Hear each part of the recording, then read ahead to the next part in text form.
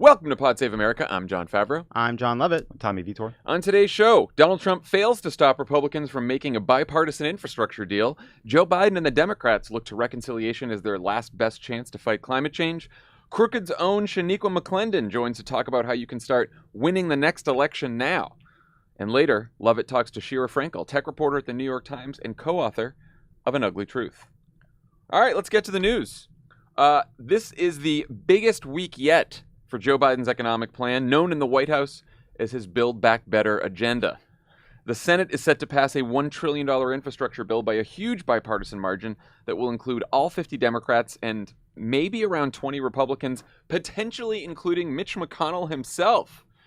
This despite a Saturday statement from Donald Trump where he called the bill a gift to Democrats, attacked McConnell as foolish, and threatened to withhold his endorsement from any Republican who votes for the bill. We talk all the time here about Trump's grip on the Republican Party. Lovett, why do you think they seem ready to openly defy him on this one? I would say that I actually just think it's because this isn't about him. This is just not about Donald Trump. And even Donald Trump's heart has not really been in this fight. He mentioned it once at a speech he gave a couple weeks ago. He said, don't do it. And this statement doesn't say he won't endorse him, but he says it's going to make it very hard. It's clearly his own McConnell politics. He knows he's supposed to have this fight, but he doesn't seem that invested in it. And beyond that, I think these Republicans are more interested in they want to do this. Many of them actually do want to say they passed one fucking thing. And that is more important to them right now than what is ultimately a kind of lukewarm little fight or a statement that Donald Trump is using. Yeah, Tommy, do you think this is indicative of any larger sort of moving away from Donald Trump and the Republican Party, or do you think this is just a one-off that's hard to extrapolate to anything else? I would love to think that. I think it's probably unique to this. I mean, the main negotiators in the Senate were, on the Republican side, were Portman, Mitt Romney, Murkowski, Collins, and Cassidy. So Portman's not running again. Romney doesn't care about Trump, right? He's opposed to him on many different things, and he has unique politics in Utah. Collins and Cassidy just won re-election, and they're probably assuming that no one will care about this bill in 6 years. Then Murkowski's the one who could be in some interesting political trouble because Trump is trying to float a candidate to her right to primary her when she's up in 22. But I also think that, as funny as it sounds, I think these senators know that Trump doesn't really care about policy. Yeah. The things he gets really mad about are something about himself, if you criticize him personally, feeling like an alpha, wanting to be a winner. If this bill passes, he'll say, well, I always wanted to do infrastructure and no one will really care. If he'd really tried over the last few months to kill this bill instead of talking about the big lie that he was somehow really elected president, it might be a different conversation. But this has been late and half-hearted, this opposition to the BIF or whatever we're calling it. Yeah, and especially he doesn't care as much about if it's a cultural issue. If this was about immigration, if this was one of the culture war issues, that would be one thing. Economic policy doesn't usually get Donald Trump all that riled up anyway. No. Trump aside, though, Mitch McConnell did everything he could to obstruct Barack Obama's entire agenda, including stealing a Supreme Court seat. He has even said about Biden, his job is to sort of obstruct as much as possible. Why would McConnell give Biden the big bipartisan win he's wanted since taking office? I don't know that he does want to give him a win, but it does seem as though he had way over 10 members of his caucus saying, be for what's happening. We want to do this. Yeah. I don't know that it has to be more complicated than that. These negotiations were ongoing. At first, it was a way to stave off a partisan reconciliation bill. Maybe they still have some hope that could fall apart because of pressure against the moderates or the kind of the Venn diagram of, the liberals in the House not overlapping with the moderates in the Senate. But by the time you're at a point where they're walking out to the podium and there's a bipartisan deal and you have a dozen Republicans who have their own local politics that says they want to pass infrastructure, it's a rare place where, spending money on roads is a place where Democrats and Republicans have traditionally been able to work together no matter what else was going on. Yeah, the theories where people think that maybe McConnell actually has some grand plan that he's implementing are give Biden a limited win on this, block a much bigger reconciliation bill that might include pay-fors like tax increases for corporations, the thing he really gets upset about. There's also the theory that by passing this bill, McConnell can say, look at all the stuff we've gotten done. Your arguments that the Senate is broken, that we should get rid of the filibuster now seem even more ridiculous. My gut is, along with what you said, Lovett, is that members of his caucus think that some of these projects in the bill are important to their states. Yeah. Like Rob Portman's retiring. He really wants to get some things done for Ohio before he does. McConnell's good at obstruction, but I think we all sometimes give him too much credit for being this master strategist and genius, when really he's just an obstructionist prick during the Obama era. And the last 4 years have shown that he actually had quite little control over the Trump iteration of the GOP. I'll also just say, too, we talked about this months ago, and it was like, how can they come to an agreement without a way of paying for it? Because the Democrats wanted to raise taxes, and the Republicans wanted a gas tax, and Democrats wanted to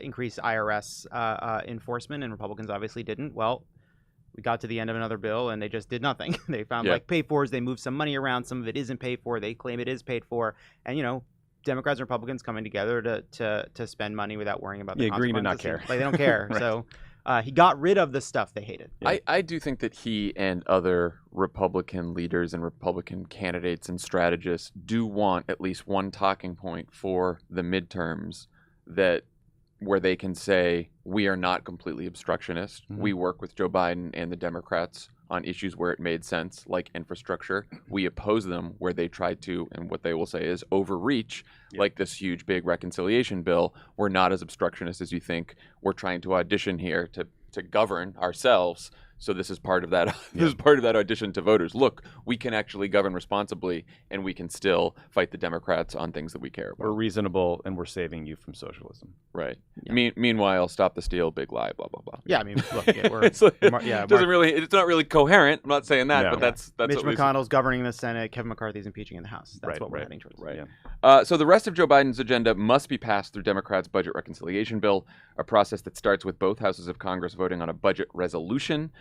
Which basically lays out the top-line policy goals of the bill, not numbers and details, which get filled in later. That resolution was released today.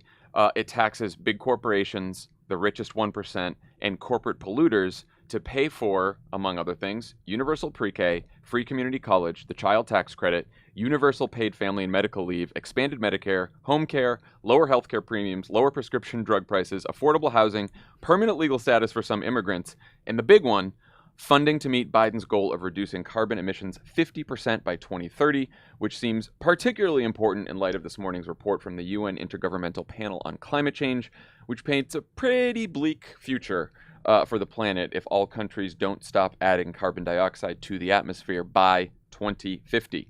Tommy, let's start with this climate report. What has changed since the last IPCC report in 2013, and how do you think it should shape Democrats' strategy around this budget reconciliation process? I think every new piece of information we have about the impact of climate change should make us tackle the issue with more urgency. That's the takeaway. We have better data, the climate models are better, and we're learning that climate change is further along than we think. Basically, this new report says we cannot stop the planet from warming more, the warming intensifying over the next 30 years.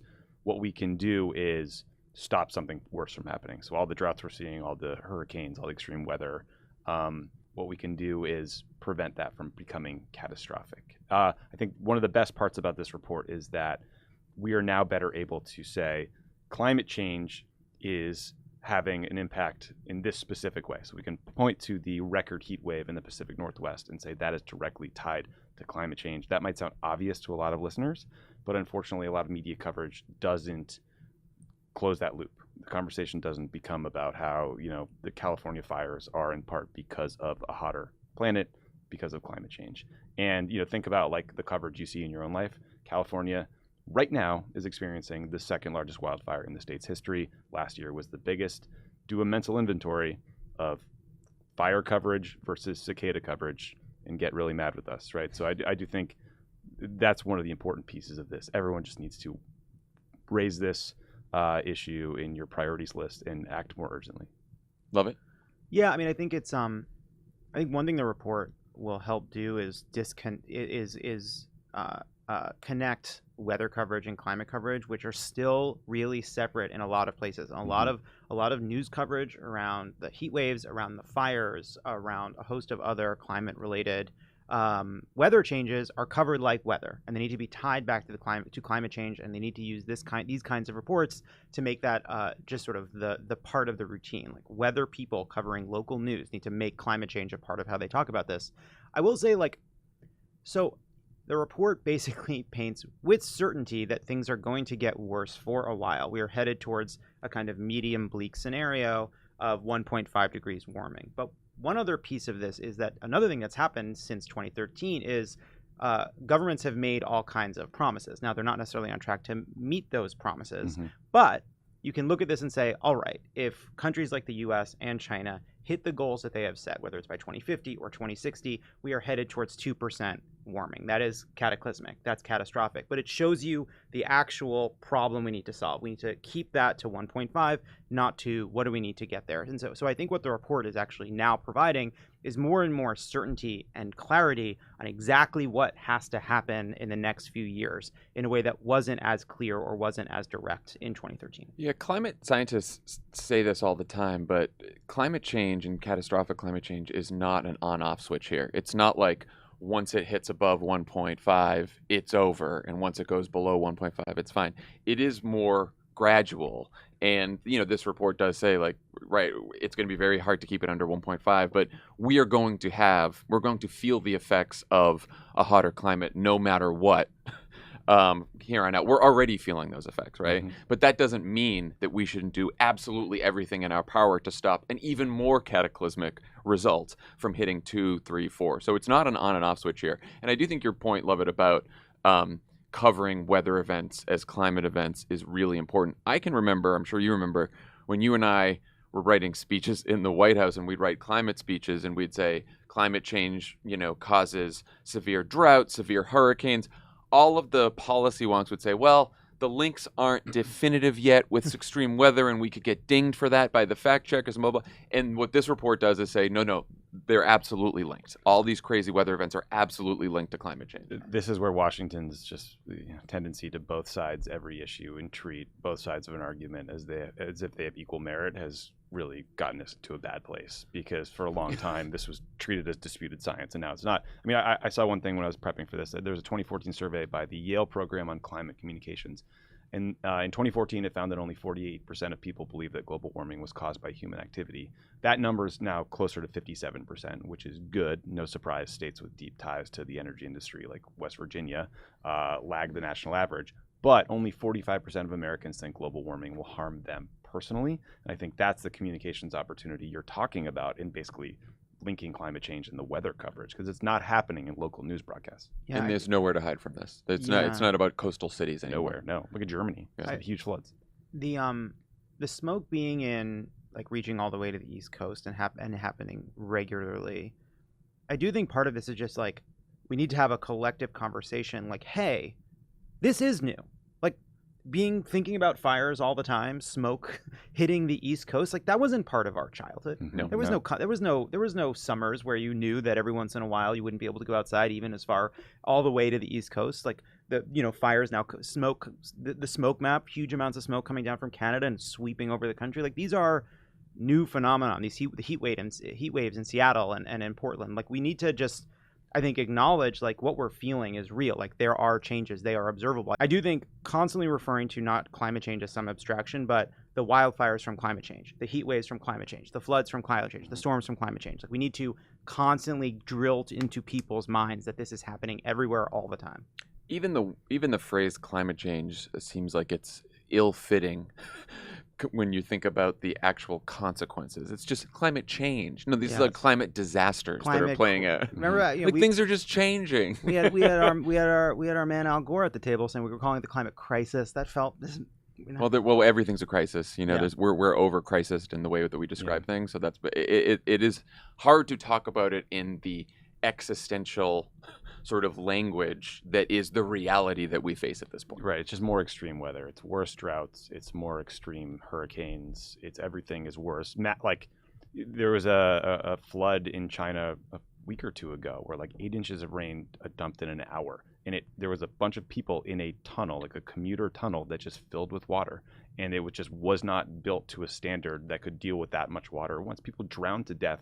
Imagine being in the Holland Tunnel when something like that happens, right? Yeah. That's the kind of scenario people need to imagine when they think about how this could impact them. And I do think, though, like, part of what makes this hard as a sort of a messaging, communications thing is that, like, this sucks, right? Like, this doesn't make you feel energized and desirous to make changes. Like, hey, like it or not, over the next 10 to 20 years, things are going to get worse. There's literally no avoiding that, even if we do everything. So I do think separating out the consequences of inaction from like the consequences of action or inaction are kind of, you're right, they're diffuse, they're hard to measure, it will be slow, it will be gradual. But like the actions we can take, they will work, and we do know exactly what to do to prevent the actual worst outcomes.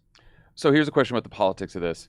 What do you think is more likely to get us a budget reconciliation bill passed that includes most of the president's climate agenda? Biden and other Democrats talking more about the urgency of climate change and framing this as a climate bill, or quietly negotiating the climate provisions with Democrats so as not to further polarize this issue? I struggle with this. I'm gonna do to you guys what Obama's national security team used to do to him. Say, Mr. President, this is a really tough challenge. Serious, sir? That's a tough one. That's a hard challenge. Thank you for that insight. No shit, Mr. Secretary of Defense. Look, in terms of messaging, right? I mean, I just talked about some of the numbers and how they've changed, but there's still this opportunity about explaining to people how climate change will impact them in their lives. But we've also learned from COVID that there's a subset of people in this country who will be reflexively opposed, and loudly so, to whatever Democrats say, even if it kills them. They are often members of the Trump family. But, so I do worry a bit about the strain of the Republican Party trying to fight harder against an issue if Biden is more focused on it. That said, I've come down on the side of I think he should probably be talking about it every day because it's an existential problem that we face, and it's also a global problem. What Biden needs is to get a big, important bill passed through this reconciliation problem that helps get electric vehicles on the road and gas-burning vehicles off, and that transitions our grid to renewables. And he needs to take that accomplishment to this big international climate summit in late October, early November, and say, look at what America did. We're 15% of global emissions, but look at what we did. Now everyone needs to do more because Paris was insufficient, and that was always kind of by design, right? The Paris Climate Accords put in place a bunch of targets that were designed to be ratcheted down and to get tighter and tighter over time. But Trump lost 4 years, so now he has to, show not tell to the international community, because they're not going to trust us that we're going to do the right thing after watching 4 years of Trump. Like, we need to show them that we are doing things. This really may be the last chance for a decade to do a big climate bill. I think we all know the odds of keeping the House, the Senate, and the White House are not where we'd like them to be. Right. And so if you think about this as our last chance, it actually becomes less about like the long-term messaging we need to do to kind of make sure this issue doesn't become more polarized in the country. It is about keeping the progressive wing of the Democratic Party in line in the House. And let me say it again. It's about keeping the progressive wing of the Democrats in the House on board by making sure it is big and substantive and does what we need to do on climate, while giving whatever sop you need to give to Joe Manchin and Kyrsten Sinema so they feel like they've extracted some blood so that they can claim that this has been moderated in some way. There was a whole kerfuffle with Sinema when she said she wasn't in favor of $3.5 trillion. And I think the response from AOC was I think fair, but also about laying a marker down, because this is a negotiation. This was a negotiation taking place on Twitter. And so to me, it's less about some big public messaging campaign and more like, make it about the climate, because that is what the House wants. That is what most Democrats in the Senate want. And then figure out what you need to do, what compromise you need to give somewhere to keep Sinema, to keep Manchin, and keep the moderates in the Senate on board. Yeah, I feel like Tommy does, which is, it's tough, the polarization issue. And I get the polarization issue too.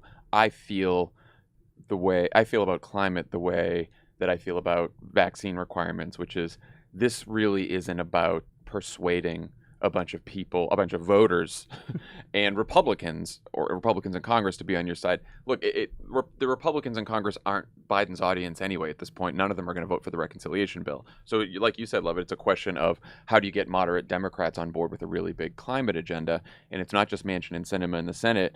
There's now a bunch of moderates in the House, moderate Democrats, who are saying, we're concerned about this reconciliation bill, that, in light of all this spending and inflation and blah, blah, blah, we don't want it to be too much money. If the conversation around the reconciliation bill is how much money it spends and debt and inflation and all this bullshit, it's going to be easier for them to pare back the climate stuff in the bill, right? Which is why I actually think it's important for Joe Biden to talk about, and other Democrats to talk about how important the climate provisions are. Because if you're a lot of these moderate Democrats moderate House Democrats in swing districts, I guarantee, even if your voters may be a little concerned about inflation and spending, these are voters who also care a lot about climate change. A lot of these suburban districts, you have a lot of college-educated voters who really fucking care about climate change. And I don't think you need to negotiate all the details of the spending and provisions, stuff like that in public, but I think you need to remind people of the consequences of climate change that we're all feeling right now and how it could get worse in the future on a daily basis, or else it could be forgotten in this bill. Yeah, also, I have this feeling that suddenly the amount of spending won't be as problematic when they do some sort of deal on the state and local tax deduction for some of these moderates. Yeah, they're going to be, It's going to be like, oh, suddenly 3.5 trillion is not so bad as long as my kind of wealthier district keeps their tax deduction on their houses. Suddenly it'll be okay. I mean, Republicans are trying to slip $50 billion in additional spending for the Pentagon into the bipartisan infrastructure bill. So obviously these numbers, they don't care about spending. They don't care about debts or deficit. They just care about their pet thing. I don't know. I think all of us who live in California have been particularly seized with this because you just kind of feel how close you physically are to these fires and the chance that one could actually come to a town you live in, and it's been particularly scary. But I think that's happening to people all over the world. There's fires in Oregon, there's floods in Germany, there's floods in China, there's massive fires in Greece and Spain, drought in Turkey. I mean, it's not just that those fires could burn people to death and kill them. It's that they could lead to famine and mass migration and political instability. I mean, there's so many bad things that could come from what we're seeing. And I think telling that story in a more, holistic global way is going to be an important piece of this puzzle. I'm really hopeful that the UN summit in November will be a place where we can get some big things done because, like you said, Lovett, like we are running out of time. Yeah.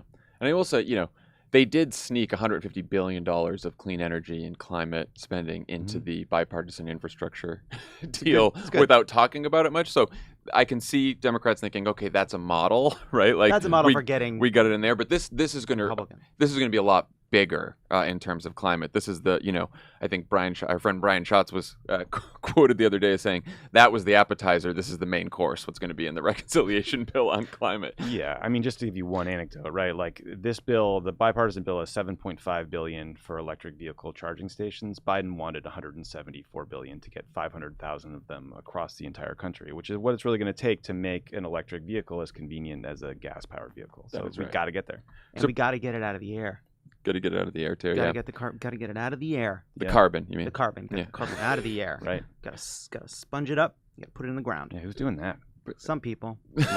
Smart people. Look, yeah. in all of human history, it's never been a mistake to bury things and hope nobody finds it. Oh my God.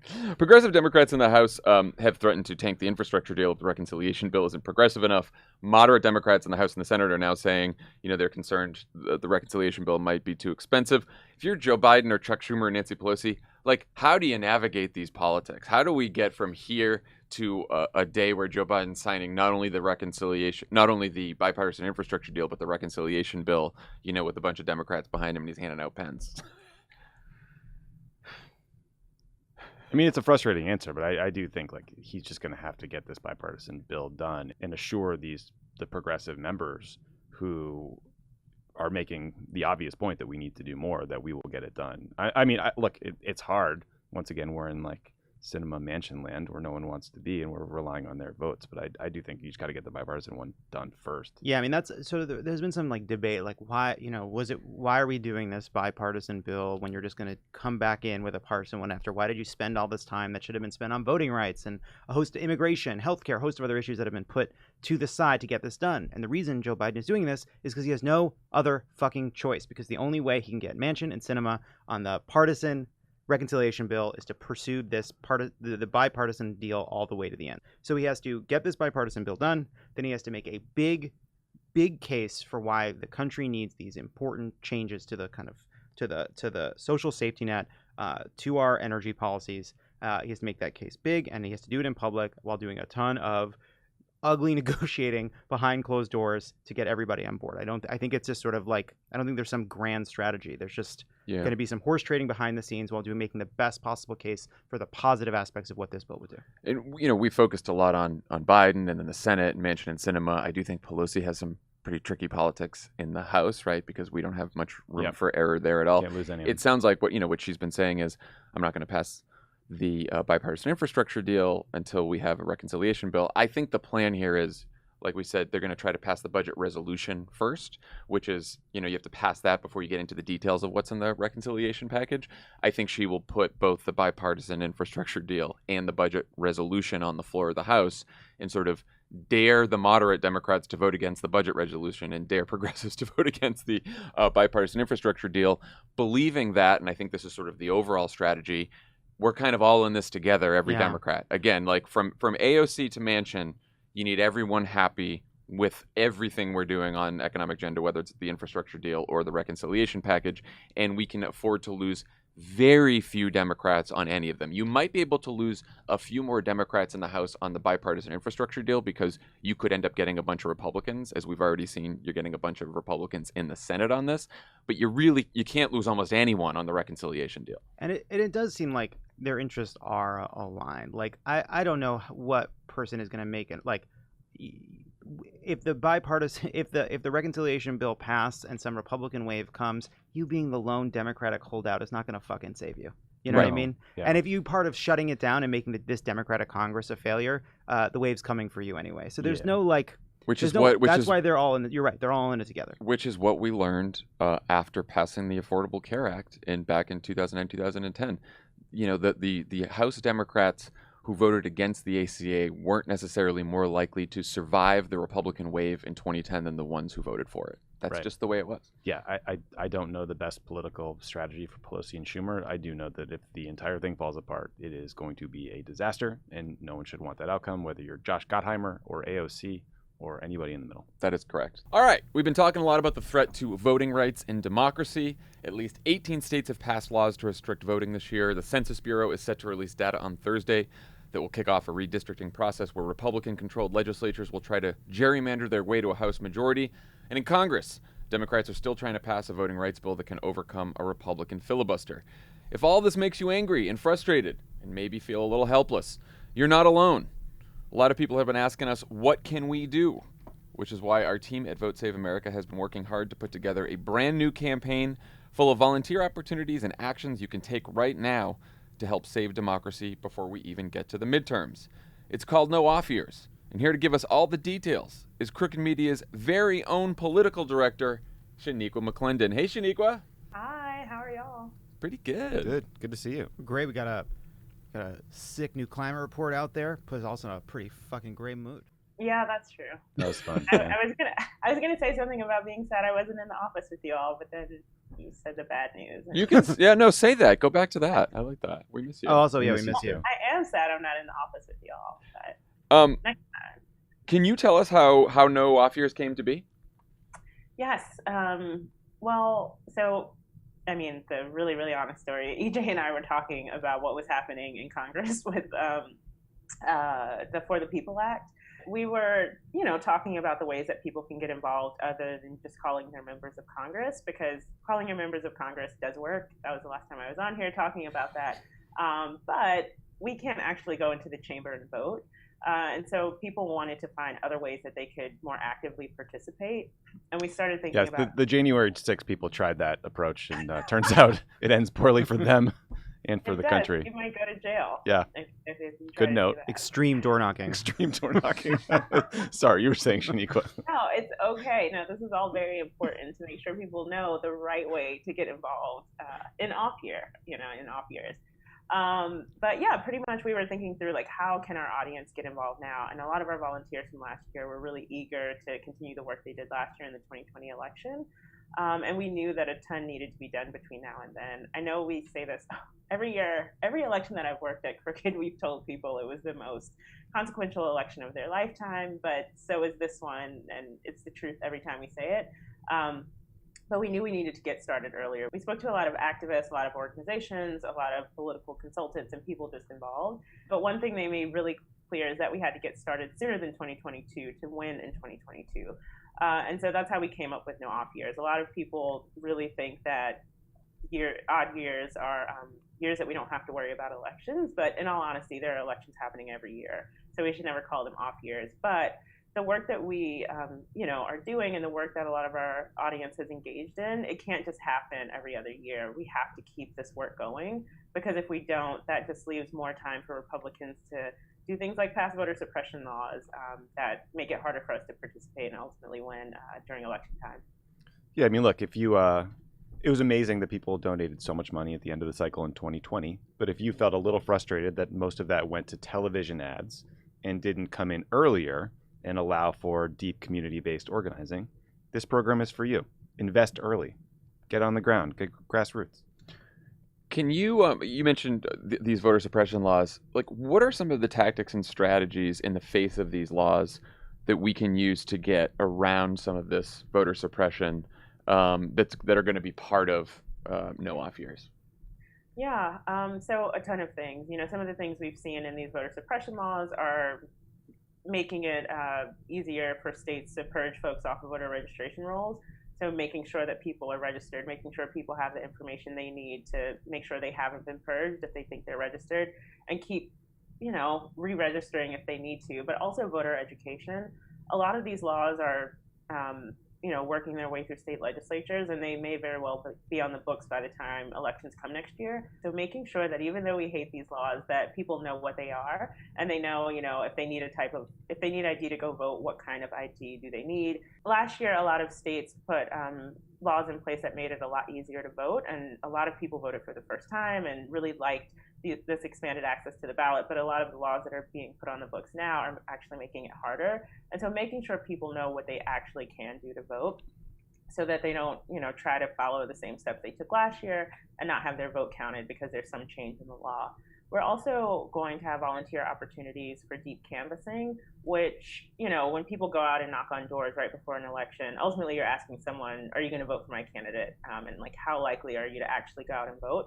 But these conversations will allow volunteers to talk to voters a lot earlier. And it's not about a candidate. It's about what do voters care about, what issues are important to them, so that this information can then be a huge part, hopefully, of whatever candidate ends up running. And just really centering the voters in these conversations and not, pressuring them to vote for a candidate. And then fighting mis and disinformation. Last year, especially toward the end, we got to see what some of the ads were with mis and disinformation targeted at voters that we really need to turn out. And we're hoping we're going to start paying attention to that very early, see what those specific messages are going out to specific people, and come up with different ways that people, one, are aware of this mis and disinformation going out, but also finding ways to combat that. So if we know what people are saying, we can get the truth out there in front of them so they're not more susceptible to those things. And then engaging first-time voters who, maybe are confused by everything that's happening right now, and making sure they have the information they need to vote. So how does this, I feel like a lot of people listening, we've talked to death about how frustrated we are with Joe Manchin, how frustrated we are with Kyrsten Sinema, who I think has been great in White Lotus. And that's where she is, right? No spoilers. I'm only on episode 1. I haven't gotten to that. Well, no, she was busy. She wanted to go to vacation. Okay. I didn't know where you were going. Not that there's a Kyrsten Sinema spoiler somewhere in White Lotus, but you didn't know where. I didn't know where you were going. I've only seen one episode, as we discussed right before. It was not. That's not what you have to say. You can tell. You can tell when the joke is good, because instead of laughing, you say that was a good joke. This is actually a thing that happens a lot at Crooked Media. I think what happened. Yeah, Lovett requires Lovett requires at least 5. Laugh. That was a good joke every day. I want to tell you from something. Staff, I want to tell you something. Obviously, while other people are talking, I'm thinking about what I'm going to say and not listening. That's like what I tend to do. And I was focused on thinking about, like, should I talk about Kyrsten Sinema with like a strawberry daiquiri waiting to get out of town. I was trying to rile you up, but the White Lotus thing had been planted in my head from before we had talked, and I kind of regret it, because I think a simpler joke with fewer steps might not have let Jon into the briar patch of not knowing what I was talking about. So I think it's a misfire, frankly. How does this fit in what we're doing at the national level? You interrupted me. Hi, Shaniqua. The question is, I'm sorry about watching? Tommy. I'm sorry about Jon. What does this? How does what we're doing with no off years fit into the pressure we need to put on the Congress to pass actual protections as well? Yeah, I mean, all of this goes together. Ultimately, we can't fight the voter suppression head on that is happening at the state level. We're going to need Congress to pass the For the People Act or whatever version of a voting rights bill they come up with that will, roll back, retroactively get rid of these laws that are being passed at the state level. So it's not going to, this program isn't to be in place of what we need Congress to do. We still need to put pressure on them to pass something. Because as long as these laws are on the books and we keep having more and more on the books, especially ones that allow, election officials to overturn elections, there's just not really a way to kind of organize around that. But what it does do is allow us to take the action that we're able to take as individuals. It allows us to make sure people know what voting laws are on the books, when they can vote. Some states, early voting, they're taking days away, and making sure people know what those calendars look like. And then just, educating people on what's at stake this year. I know that a lot of people are probably sick of us keep continuing to talk about this and like, okay, and is there something else you can be talking about? But I think a lot of people are not realizing how dire things are right now. And so we need to take, we need to make sure people know that, and then take whatever energy and frustration comes out of that and direct it toward tangible actions they can take. And so, Tommy mentioned this, but investing early in grassroots organizations, it allows them to plan for the next year and a half to see what kinds of things are they going to do, how many voters can they actually engage, can they engage voters who are not just the ones who typically show up, but maybe people who have never voted in their lives but just need that touch of engagement to show up. So all of this goes together, but we can't let up pressure on Congress, and specifically the few Democrats. Republicans are in the way too. They're not doing anything. But as far as like who we can put pressure on, who will listen to us, those handful of Democrats who need to get going. Mm-hmm. Here was the edit. Is there anything we can do to get Sinema's vote before she heads out to the White Lotus? That would have been cleaner, Yeah. She wants to go on vacation. Yeah, that's very clear. Yeah. That's very clear. I would have got that. It's good. Anyway, Well, thank you so much for joining leave it all in. Shaniqua. Leave it all What in. are Shaniqua? What are some of the 2021 races that people should be focused on? Oh yes. Well, first up is definitely the California recall for Yes. Governor Newsom. Fill out your ballots. It's going to come to your house, people. It couldn't be easier. Do you want Larry Elder to be your governor? I don't. I don't. I don't. Yeah. It's Gavin Newsom or the Kenosha shooter at this point. Oh my goodness. Is that? Can I say that? No. Elijah, what do you think? Leave it in. I mean, Leave it that's in. the. Leave it in. I think that's right. Leave it in. Sorry, Shaniqua, beyond California. No. I want Jon to have space for his jokes. Gotta know.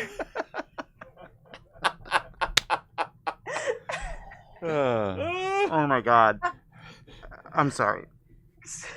So Newsom, we got to help him. That's important. Newsom's good. And it's not even. We just need to let him have a regular election next year. If people don't like Gavin Newsom, they can vote him out of office during a normal election. But this recall is just kind of a roundabout way of going around normal elections to get someone else in. So people should fill out their ballots and mark no for recalling Gavin Newsom. Yeah. You're making me laugh. I'm That's just sitting good, here. because that's the intent, right? You want people to laugh. Okay. A few more I have down here. Virginia, there's a gubernatorial election in Virginia this year, but also they are trying to maintain, Democrats are trying to maintain control of the legislature, and so only the House is up this year. But if they don't maintain control of the legislature, even if Terry McAuliffe wins, he's not going to have the legislature he needs to continue advancing progressive policies. So making sure you're paying attention there, and we'll have some opportunities in no off years to do that.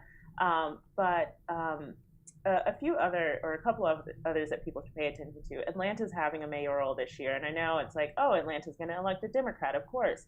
But going in line with our no off years program, if we can get more people registered during this mayoral election, that's less people we have to get registered next year. Good point. And then in Seattle, there's also a mayoral race, and the two top candidates, they have kind of similar backgrounds, but are pretty different on two big issues, and so they are on opposite sides of a ballot initiative on homelessness. And overall, the ballot initiative seems fine and is making investments in housing, but there's a provision in there that will allow the city to basically remove any encampments around Seattle and kind of forcibly remove people if they refuse to take this housing. And so they're on opposite sides on that. And then different stances around funding for police officers and community safety. So elections are happening every year. They're very consequential, and people should pay attention to them. Damn right. Last question. How can people get involved in No Off Years, and what can they expect when they sign up? Well, you should do like I did this morning. Go to votesaveamerica.com/no-off-years, enter your email address, and then you can actually read on the page about what's at stake this year. But once you sign up, we'll be sending out weekly emails with information on what's going on in the states and specific calls to action that you can take to have an impact very early on. And so that might be asking you to donate to an organization that's doing good work right now to lay the groundwork for 2022. Getting voters registered, starting to talk to voters now, and then helping us fight mis and disinformation, so that next year in November we'll know we have done everything we could, and then just to finally stop thinking about odd years as off years. We should be doing stuff year round, every year. Amen. Shaniqua, thank you for joining us. Thank you and the entire Vote Save America team for putting No Off Years together, and thank you as always for telling Jon that his jokes are funny. And to the cast of White Lotus. Joining us on the pod, she's a New York Times tech reporter and one of the authors of An Ugly Truth Inside Facebook's Battle for Domination. Sheera Frenkel, thank you so much for being here. Thank you so much for having me. Love the book. Thanks. I feel like for years, there's been a lot of reporting about what's going on inside of Facebook, but it's sometimes hard to figure out the difference between the company's positive spin, some of the kind of worst possible readings on their decisions, and then the reality of what goes on inside of a company of just human beings, sometimes being malevolent, sometimes being incompetent. And I felt like this was an incredible window into how Facebook works. I wanted to start by asking about something that's happening right now, which is that Facebook kicked off some misinformation researchers connected to NYU's Cybersecurity for Democracy project. They cited privacy concerns. And when I saw the news, what I immediately thought of is that is something Facebook does in your book repeatedly. When they're not sure what to do, they just say, we can't do anything. There are privacy concerns. Some Senator Ron Wyden made this point, like it's pretty laughable that they would cite privacy as the reason that they're kicking off these researchers who are seeking transparency. What was your reaction to the news about this, about these two researchers being kicked off? I just thought that this fits so well into the pattern that was established in the book of what we see Facebook doing again and again, this really sort of almost random piecemeal effort at fixing things, which doesn't ever get to the root of the problem, but just offers these really sort of surface level solutions. So in this case, kicking off one group of NYU researchers who happen to be conducting fairly interesting and important academic researchers, while not addressing a number of other academic researchers that are doing similar things, a number of commercial groups that are doing similar things. I mean, there are actual groups making money off of collecting data on Facebook the same way that these NYU researchers are. And it's baffling to me that Facebook wouldn't address those groups while they would address a group of academic researchers who have been very public about what kind of steps they're taking to safeguard people's privacy and what they're actually doing with the data that they've collected. So one thing I learned from the book that I was really surprised by. So in 2018, Kara Swisher interviews Mark Zuckerberg. It's a famous conversation because it is the conversation in which he says he would leave Holocaust deniers on the platform because people should just see all the information, including information like that. It creates a firestorm of controversy, obviously. What I was surprised to learn is that this was planned. I thought this was Mark Zuckerberg going off script because he believes what he believes and he's prepped to within an inch of his life, but just said something offhand. But this was a planned response. He planned to make this philosophical argument about Holocaust denial, which I found to be shocking. But then by summer of 2020, Zuckerberg has changed course completely, orders Facebook to craft a policy to ban deniers. What changed in those 2 years? So it's funny as a reporter how you come to something. The reason we have that anecdote in the book is because as reporters, we had the same thought you did. Like, surely this was Mark Zuckerberg acting off the cuff. Surely he just said something without thinking. And then because he was in the middle of an interview with a very high profile journalist, he doubled down on it. And it turned out, like you just said, no, like this was a planned idea. He came up with it ahead of time. He was actually really into it. He thought it showed just how staunch he was in his beliefs, that as a Jewish man, he believed so much in freedom of speech that he would allow something abhorrent like people denying the Holocaust. In his mind, that was like intellectual purism. And I think that tells you a lot about him as a person and how he thinks. You know, what changed if you were asking for Facebook's version of this? They would tell you that Mark Zuckerberg was shown a study, an internal study done in which millennials, people are, roughly in the age of myself and Mark Zuckerberg, were increasingly coming to believe theories that denied the Holocaust. They were increasingly coming to gravitate towards some of these anti-Semitic groups. And that really frightened him, the idea that someone his own age would be so persuaded by false information on Facebook. It finally caused him to reverse course. I think, in fact, it was 2 years of people wearing down on him and showing him repeatedly that this was a horrible decision. This just didn't make sense. And again, I think what's interesting here is that it's really piecemeal, right? He makes a call to reverse his thinking on that one thing, but he doesn't get to the bigger issue at play, which is that he ultimately is a person that believes that like more speech is better, that good speech will outweigh bad speech, and that if you give people this broad array of ideas, they'll gravitate towards the things that are true.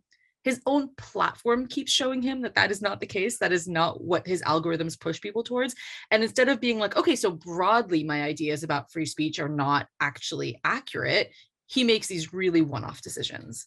Yeah, that was, I think, that was also in general surprising to me in reading this really great account of these decisions around what they limit and what they don't, because so you have people like Andrew Boz, writing these sort of like dorm room style memos describing why it's okay to have the harm because connecting people is the good. Clearly, per the book, Mark Zuckerberg has this instinct, as you're saying, this libertarian instinct. But when they realize that that won't apply, that they need to do some kind of a limit, there doesn't seem to be, at least in the reporting you have here, any moment where they like really kind of put the same level of thought into how to manage violations as they do into building a new product. In your reporting, have you come across any clear articulation of a philosophy around Facebook's role when it does decide to limit speech on the platform? No, and I think it's because they don't have it. And as a reporter, I searched for that for years. This book, we did over 400 interviews with people who worked at Facebook or still work at Facebook, and you ask them, like, what's the philosophical idea driving Mark Zuckerberg? Explain it to me. Not a one-off decision on QAnon or conspiracy theorists or COVID misinformation. I don't want one-off explanations. I want to know, what is the big idea about how you create a social media platform with algorithms that drive really emotive content, and then you allow what to exist on the platform, right? You allow, where's your line? What is the thinking around what it means to have an idea, free speech on a platform like this? And there is no articulation of that. And I think that as a reporter, it can sometimes feel fruitless when you search for something and then you learn it doesn't exist. And then you kind of settle into that and you're like, oh, well, how terrifying is that doesn't exist? Yeah. And it did. I want to get to Sheryl Sandberg, because this does seem to be like where the kind of the Mark Zuckerberg philosophy and the Sheryl Sandberg philosophy seem to meet. There was a nickname for the conference room, which was, yes. Was it? Oh, it's only good news. Is that only right? Good news is what Sheryl Sandberg calls her conference room. And there are a few moments in the book where it is pretty striking that she seems to get pretty frustrated that the truth doesn't comport with what she wishes the truth to be. Can you talk a little bit about what happened when Sheryl Sandberg met with, I believe, Senator Mark Warner of Virginia, with the head of security, Stamos, mm-hmm. John Stamos from Full House, in a second career? It's very stupid. I'm so sorry. So she's meeting with Congress and describing what they have found about Russian interference. But there's a disagreement between what Sheryl Sandberg is saying and what the head of security is saying. Can you talk more about that? Yeah, I think that's a fascinating moment because it shows so many of the problems at Facebook. So Alex, not John, but Alex Stamos is the head of security. He, for months at this point, has been looking at Russian election interference with his team. They've found a lot of really frightening, detailed information about how Russia had used Facebook to interfere with the elections. And they're still looking. This is the key, right? They know they haven't found everything there is to find. And actually, like, his motivations for being at that meeting is to ask for Senator Warner's help. He wants the help of Congress to find what U.S. intelligence agencies know, right? He wants them to kind of tap into the wealth of information that U.S. intelligence agencies have. And he's thinking, we can go to this meeting, we'll come out of it, maybe they'll help us. Instead, they go to this meeting and Sheryl Sandberg essentially says to Warner, we've found what there is to find. We've got it. It's under control. We've wrapped it, is kind of the sense she gives him. And Stamos is sitting next to her and he's just shocked because he's thinking, what? Have you not read any of my reports? Do you not know that we're still looking for stuff that just, a month or two ago, we were helping the French root out a real-time attack on their elections? It's not done. We haven't found everything there is to find. And what ends up happening as a result of that meeting is that, well, Warner walks away from it not trusting Facebook. Facebook walks away from it not trusting Warner. And both sides, it seem to think, and I think rightfully, that Sheryl Sandberg isn't fully aware of what her own security team is doing. And it's not one-off. I just want to add this one note here, which is at this point, it's been 6 months of the security team looking, and at no point does Mark Zuckerberg or Sheryl Sandberg ask for daily or even weekly meetings to get updated on what the security team is finding. That was one of the most, I was like, I couldn't believe it. So there's this sequence where the election is over. We're now months past the election. This internal security team has uncovered basically what will become one of the biggest scandals in modern electoral history, and the way in which Facebook was abused. I was shocked by how much the security team knew, but also about how many people seem to claim they had no idea when they were told. So you have Sheryl Sandberg saying, why wasn't I told about this? You have Mark Zuckerberg saying, why wasn't I told about this? You have board member Erskine Bowles saying, why wasn't I talked about it? Mark Andreessen, right, another member of the board, all of them seemingly having no idea this was going on. The head of security, Alex Stamos, claims he reported this up to kind of, in my experience of reading the book, Cheryl's henchmen. She got 2 henchmen. Do you believe that? I know that obviously, if you believed it, you would have put it in the book. You could not put in the book that Sheryl Sandberg knew about this research. We put in the book everything we knew, right? So we put in the book that Alex Stamos is filing these reports up to 2 men, Joel Kaplan and Elliot Schrage. And we know that they've told us in previous interviews, and I think we included this, that they give to Sheryl Sandberg the things they think are important and relevant. Mm-hmm. Now, people in the security team have told us there's no way they didn't tell her. There's no way they didn't mention this, but they're very careful to do these in in-person meetings. So whatever was or wasn't said, there's no paper trail of it. There's just what was said in a conference room called Only Good News. If you just having look, I know. I date a journalist. I know what you know. Sorry. I know it's been okay for the most part. It's exhausting, but we get through it. I know that there are things. When I read that section, what I took away from it was, it seems like you were hunting for evidence that Sheryl Sandberg knew about the interference, but was pretending not to, and that maybe they misled Congress. Do you believe that? Do you believe that there's a possibility that they willfully misled Congress at any point during these hearings or in any of this testimony? So we didn't find evidence that they willfully misled Congress. And you're right, as journalists, we were looking, I wouldn't say we were hunting for evidence, but we were trying to figure out how close it got, right? How close it got to top executives knowing something and not revealing it. And I think what was damning about what we found is that they perhaps didn't want to know. Maybe willfully misleading isn't quite right, but maybe willful blindness is. I think there's a point as an executive where you're 2 weeks after the elections and your head of security tells you Russia interfered. Your answer is, wow, he says an expletive, Mark Zuckerberg, which is in the book, I won't repeat it now, but how did I not know about this? And at that point, not asking for regular meetings and updates and being on top of it seems extremely odd to me. And, Facebook will give the regular line, which is these are important people. They are, heads of what is now $1 trillion company. They have a lot on their plate. But again, you've just been told that Russia interfered in an election in an unprecedented way, and you don't want to be updated regularly on what your security team finds. That just seems so incongruous to me, even now, after several years of reporting on this. Yeah, it was, you do see that place where kind of the Zuckerberg mentality of connecting people is good. What's good for Facebook is good for the world. And the Sheryl Sandberg mentality of kind of not where the PR strategy ends. It's hard to tell where the PR strategy ends and the actual kind of truth begins, where everything is about making the best possible case, seemingly even to herself. So one thing you say in the introduction to this book is that you did not speak to Mark Zuckerberg, but you had several off the record conversations with Sheryl Sandberg until she figured out that this book wasn't going to be wasn't going to tell the version of the story she would have liked to have told. What? Yeah.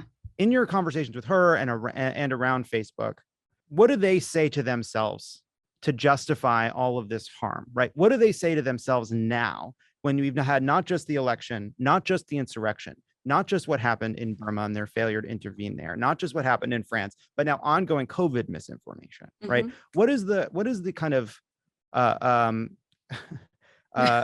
conversation they have with God about this? I think that, well, first of all, I think they feel bad, and that'll be the first thing they tell you as a reporter, is that we feel awful about what happened. We feel so bad. And then they'll say something along the lines of, well, we're doing better. You know, we've hired all these security teams. We've revamped the way we've done things. We're going to make sure the same thing doesn't happen again. That's something I hear a lot of, like Russia won't interfere in the elections in the same way they did in 2016. And ultimately, I think their bottom line in their heart of hearts, and this is why we named the book An Ugly Truth, is that they think they do more good than bad. And if they have to break a few eggs along the way, I think they really believe that connecting the world is a valiant and important, mission, and that it is ultimately history is going to see it as something important and good, overwhelmingly good. And so that is their parting thought, that they do more good than bad. I thought there was sort of like a chilling moment about just how about how little they've really learned in describing what happened when they made adjustments to the news feed and the kind of news that people saw, and then what happened to engagement. Can you talk a little bit about basically what happened when Facebook adjusted the news feed to show people more reliable news, and then what they had to do once they realized the effects? Yeah, so I think you're referring to a moment in time right around the 2020 elections, where Facebook kind of sits up and goes, oh, okay, this is a really important moment for democracy, and we don't want to mess it up the way we did in 2016. So we have essentially what you can think of it as dials. We're going to dial up the amount of trustworthy news people see, because even though Facebook doesn't advertise this, they rank every single news platform that is on their site. So you get a really high score if you regularly show people truthful news, and you get a low score if you're a place that independent fact checkers regularly mark as having stuff that's not factually accurate. And so they turn up the dials on the factual stuff, they turn down the dials on the not factual stuff. And this kind of lasts for around a month before they reverse course on it.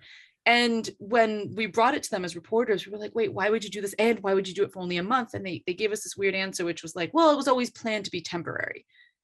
Which for me as a reporter at this point, it's like a month after November 6th, I'm watching Stop the Steal take off, and I'm watching all these really far-right extremist movements use it to rally around a fake idea that the election was stolen. And I'm thinking, wait, you think that the jeopardy, the peril to our democracy is done? Like, how does anybody watching this scenario right now think we're done being in a perilous situation?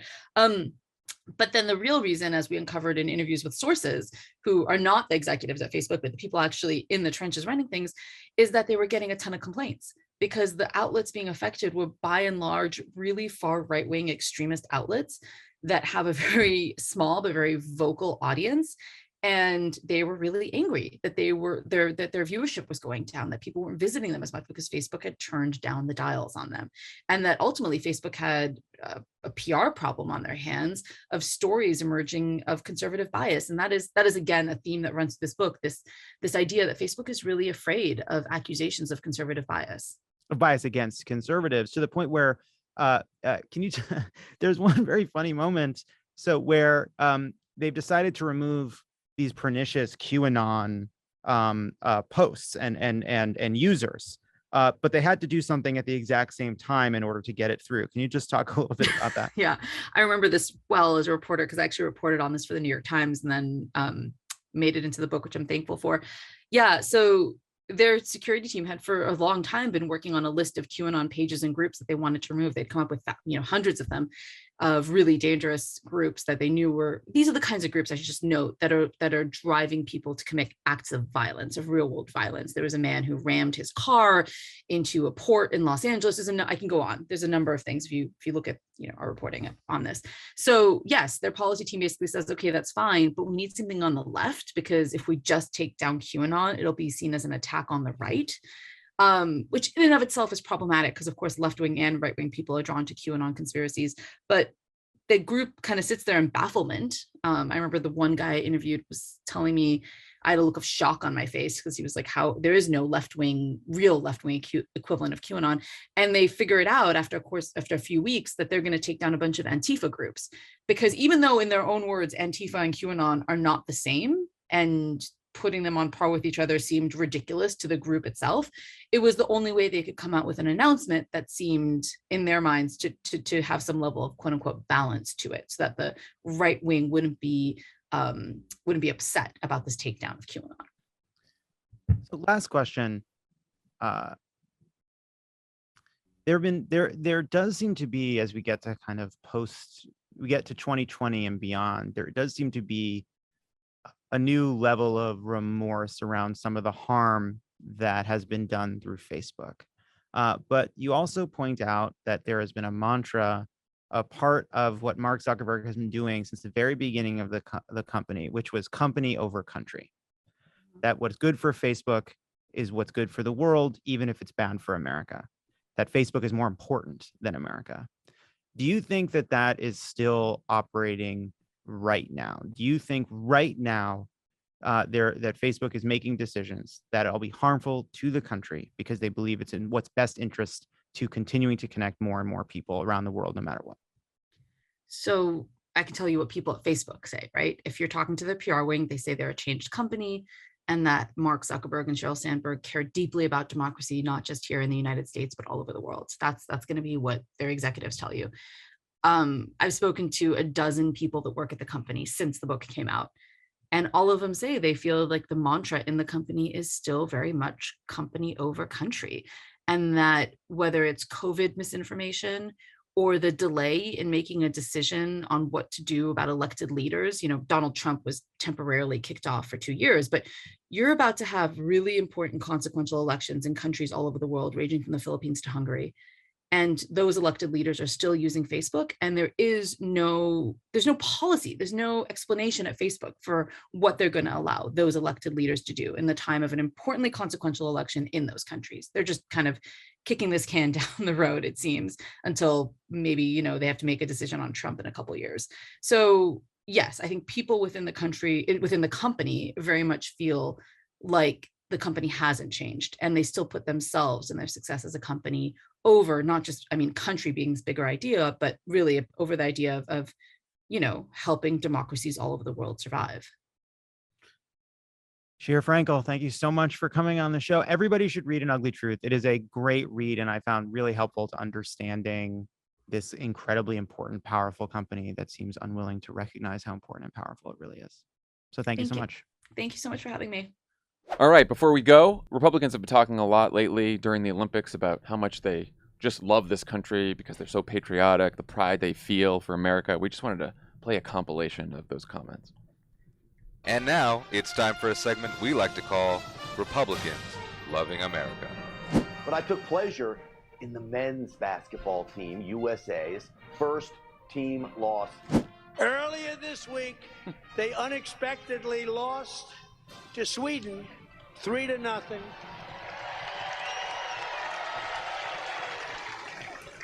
And Americans were happy about it. We don't need any more activist athletes.